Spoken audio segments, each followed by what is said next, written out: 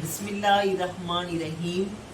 மெய்நிலை கண்ட ஞானி வல்லல் கௌசு சமதானி ரஹ்மத்துல்லாஹி அலை அவர்கள் அறிவிக்கின்றார்கள், நீங்கள் யார் வேண்டுமானாலும் இறை தோழமை என்ற விலாயத்தை பெற்று வலியுல்லாக்கள், இறை நேசர்கள் ஆகலாம்.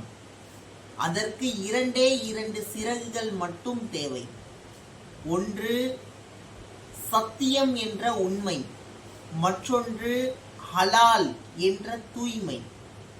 இந்த வாய்மையும் தூய்மையும், இந்த இரண்டு சிறகுகள் நீங்கள் முழுமையாக பெற்றிருந்தால் அனைத்து தடைகளையும் கடந்து இறைவனின் திரு சமூகத்தை அடைந்து விடலாம் என்று முஹையத்தீன் ஷேக் அப்துல் காதிர் ஜீலானி ரஹ்மத்துல்லாஹி அலை அவர்கள் கூறினார்கள்.